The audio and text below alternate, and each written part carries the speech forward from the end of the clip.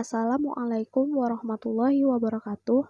Nama saya Anissa Halifah dengan NIM 1195032157. Di sini saya akan menjelaskan kembali video tentang teknologi risk management.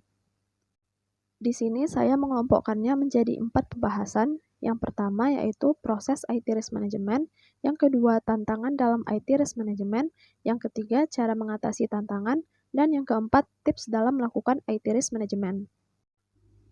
Sebelum masuk ke pembahasan, alangkah baiknya kita mengetahui lebih dulu apa itu IT risk management.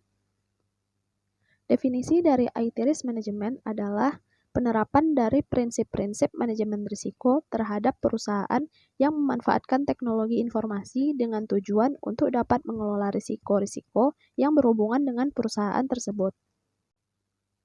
IT risk management sangat penting terhadap sebuah perusahaan, karena risiko dapat terjadi di setiap perusahaan terlepas dari ukuran dan industrinya. Ada berbagai jenis risiko yang dapat terjadi, misalnya sistem menjadi tidak tersedia, dan juga sistem diretas dari luar perusahaan, sehingga data sensitif jatuh ke tangan pihak yang tidak bertanggung jawab. Dari risiko-risiko tersebut tentu saja memiliki dampak terhadap perusahaan, di mana dampaknya yaitu yang pertama, perusahaan akan kehilangan pendapatan, yang kedua, perusahaan bisa kehilangan reputasi dan juga kehilangan efisiensinya. Untuk menghindari risiko tersebut terjadi, maka diperlukannya sebuah proses manajemen risiko. Masuk ke pembahasan yang pertama, yaitu proses IT risk management. Yang pertama yaitu identifikasi risiko, yang kedua analisis risiko, yang ketiga menilai dampak risiko, yang keempat mengambil tindakan, dan yang kelima evaluasi. Evaluasi di sini yaitu memastikan apakah proses manajemen risiko diikuti secara konsekuen dan efisien.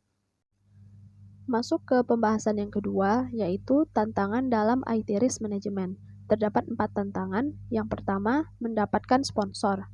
Maksud sponsor di sini adalah seseorang yang benar-benar berpikir bahwa manajemen risiko ini sangat penting dan ia bersedia mendukung semua proses dari manajemen risiko tersebut. Tantangan yang kedua, membutuhkan banyak data. Karena proses manajemen risiko dimulai dengan mengidentifikasi risiko, dan untuk mengidentifikasinya biasanya menggunakan banyak data. Dan untuk mendapatkan data yang relevan, caranya yaitu dengan mengidentifikasi semua sumber yang tersedia. Setelah mendapatkan data, langkah selanjutnya memasukkan semua data ke dalam suatu sistem analitik yang memberi hasil akhir gambaran umum. Tantangan yang ketiga, pemahaman tentang bisnis dan teknologi. Kedua pemahaman ini diperlukan agar kita dapat memahami apa yang akan terjadi jika teknologi gagal dan apa dampaknya terhadap bisnis. Tantangan yang keempat adalah komunikasi. Komunikasi di sini yaitu antara data analis dan stakeholder. Tantangannya yaitu bagaimana kita menemukan cara agar kedua peran tersebut benar-benar berkomunikasi dengan cara yang baik. Masuk ke pembahasan yang ketiga, yaitu cara mengatasi tantangan. Cara yang pertama, menemukan seseorang yang percaya akan pentingnya IT risk management dan mendukung setiap prosesnya. Cara yang kedua, mengidentifikasi proses dalam prosedur yang diperlukan untuk melakukan manajemen risiko, mulai dari identifikasi risiko hingga pemantauan risiko.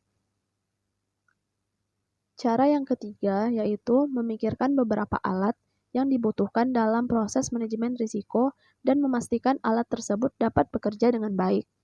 Contohnya yaitu jika terjadi risiko tidak tersedianya sistem.